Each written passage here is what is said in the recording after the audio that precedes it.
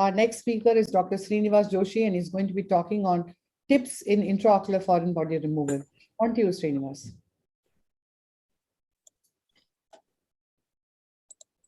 Thank you, madam. At the outset, I would like to thank Chitra madam for giving this opportunity. And she has been a wonderful ARC leader. And I'll be just sharing my screen. It's not showing.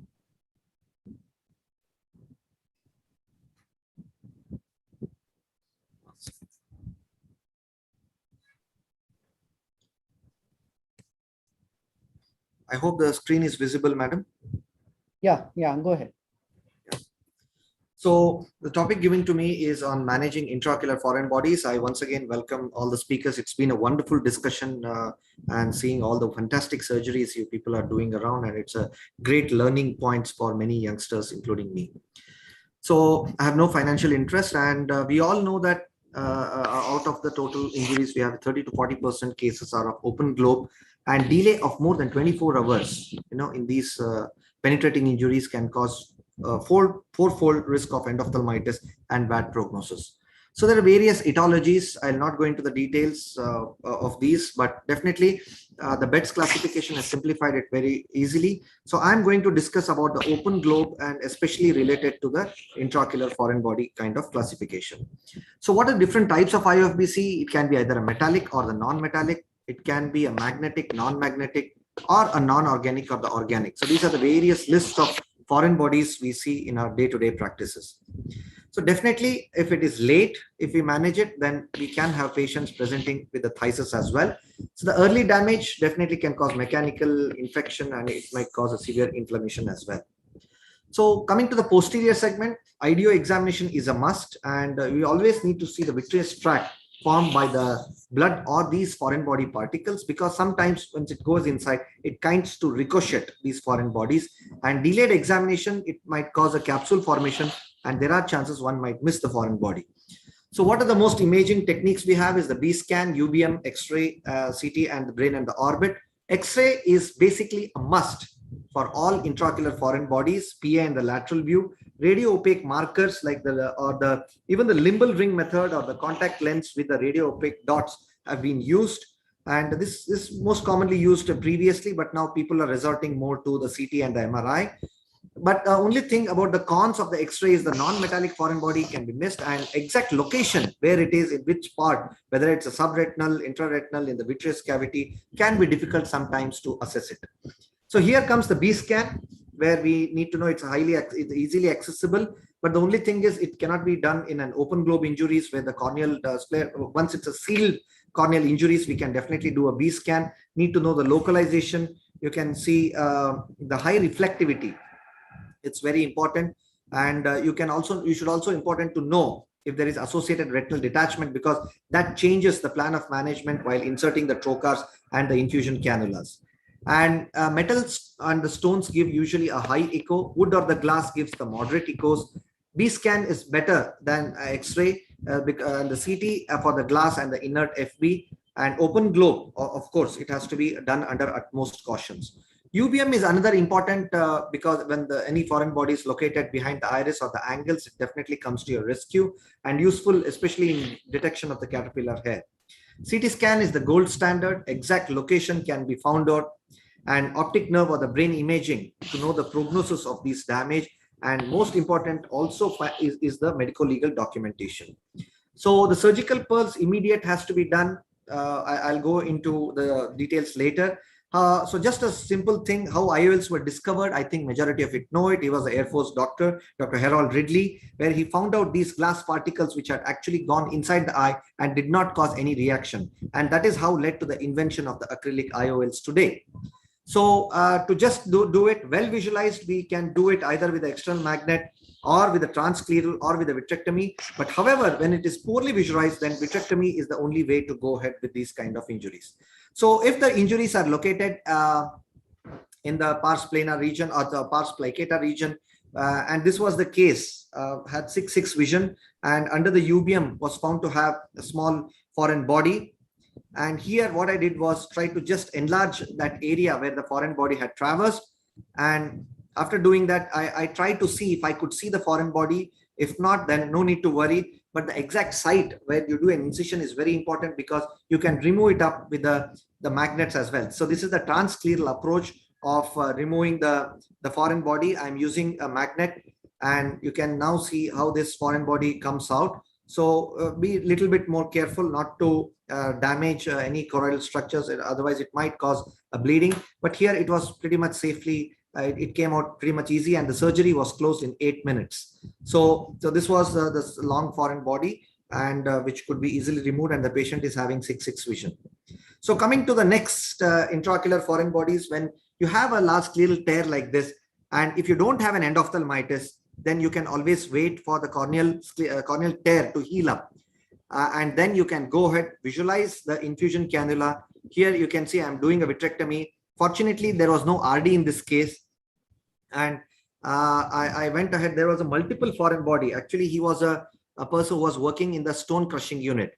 And here comes the rescue in the irregular sized foreign body is the basket forceps. So once bring it to the AC, and you can remove it, thanks to Dr. Manoj Bajpayee, who has invented that. And rest, you can see these are the pretty much small foreign bodies, stone particles, and definitely this can be removed with the help of the ILM forceps, and try to bring it out with a McPherson. So this is the foreign body 3. These are pretty much it can be easily removed, but there are different kinds. Large foreign body, even you can thread it and remove it, were described by Dr. Sarvanan. And so this comes here is another foreign body. So total 5 foreign bodies were removed from this eye.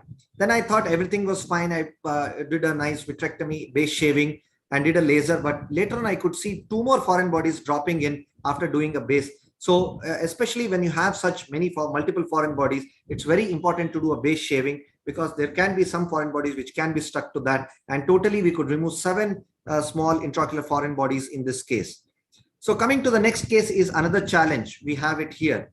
So there is an irregular corneal tear, and the suturing was done before, and the patient was referred for the vitrectomy.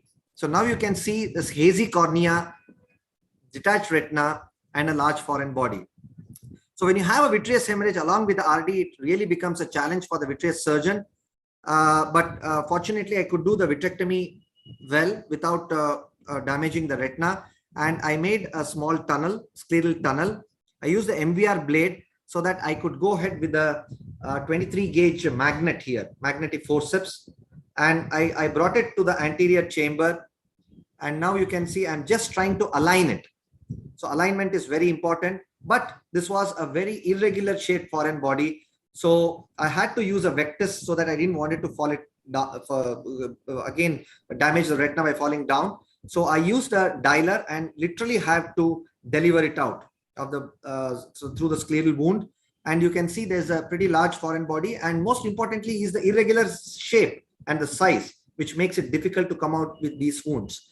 And it came out, and I thought everything is done. But the most challenging part is now in that hazy cornea, we have to settle the retina. And we have to do an extensive base shaving, locate the tears. Otherwise, these are the people who turn up with a PVR very commonly. So doing a PVD induction, doing a nice base shaving. And now, not just that, I could even do the ILM peeling in these cases. So thanks to the modern visualization system, like I operate most of these cases under Ingenuity, which gives me a very good visualization, better depth perception, and good field of view and better magnification. So finally, I could just laser the peripheral part of the retina where the breaks were there. And this is how beautifully it looks at the end of the surgery. Even though with the hazy cornea, I was lucky that I could get through and manage this case well. And this is my last video where you can see he was a tile cutter. He presented to the emergency room at emergency department of ours at 12 o'clock in the midnight. So this was taken under the general anesthesia. You can see a large chip of the tile cutting blade went inside his eye. It almost halved the eye. Meticulous corneal suturing was done by our corneal fellow. And after 4 or 5 days, yes, after 4 or 5 days, I went ahead and tried to do a vitrectomy. It was very challenging because I was not able to make out where the actual retina is. The PVR was already there. the altered blood was already there. So I have to do PVD in this case. And fortunately, I could see the retina after doing a step-by-step vitrectomy, clearing it up. So I added a PFCL, but the retina was not settling. So I had to do a retinectomy to settle it down. But the PFCL again entered into the subretinal space. So I had to do a little more incremental retinectomy to remove the traction. And it's important to remove this subfoveal blood because it's very toxic to the macula. And finally, you can see that the retina settled well and the PFCL was injected, lasering the edges. And this is the final view. My fellow suggested there is a macular hole. I confirmed to the OCT there was no macular hole and the patient is really doing good. And this was the small window through which I could operate. So my colleague, Dr. Giriraj, has named it as a window of good hope. So, and these are the few other cases which we did it under the 3D visualization. These are the bad corneal, central corneal tears which were sutured, and we can definitely remove the foreign body and definitely settle the retina well in these cases as well. So I comes to the end of this. Thank you very much for the patient listening. Thanks, Dr. Srinivas, for some very, very amazing videos. I knew this was topic just most ideal for you. I don't know whether in this present day of retinal surgeries, this question is actually any more relevant. But since you have covered all the relevant aspects, if there's an encapsulated iron foreign body, how would you monitor for siderosis and how soon would you intervene? Very good question. This is the most common question asked by many of our fellows as well. If majority of these foreign bodies, just recently last week, I operated a 6/6 vision foreign body, a metallic foreign body, but I started seeing the signs of siderosis bulbi, the Kaiser facial rings and all those things. So this should give you a clue that definitely this is going to damage more if we do not remove it. So even though it is a 6/6, I had to remove it. It had already encapsulated. I had to make a small retinectomy around that area. It's always better to do a laser before because it should not extend it, and definitely remove it out and the patient is still maintaining 6/6 vision.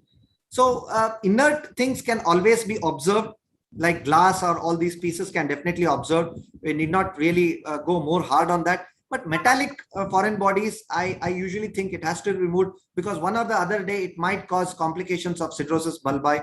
So I always prefer removing it. But as you said, if it is encapsulated, sometimes it can be strong. But serial monitoring of these patients are very important. Doing a slit lamp examination, doing a gonioscope, and looking into the vitreous, the clarity. If he is developing any signs of siderosis bulbi, then it's better to remove it out. Otherwise, you can observe it. Any role of serial ERGs in these cases, Dr. Vivek? You have to unmute yourself. Yeah. You're unmuted. Am I audible? Yeah. Yes. Yeah, so I will summarize it as any wooden foreign body, any metallic foreign body has to be removed, period. If there is encapsulation present, then these patients require a baseline ERG. The way you would follow it up is if the ERG is showing any change in the waves, as in you are seeing any lowering of voltages, that would become an indication that the siderotic changes are starting off. So that again would be an immediate indication for surgery.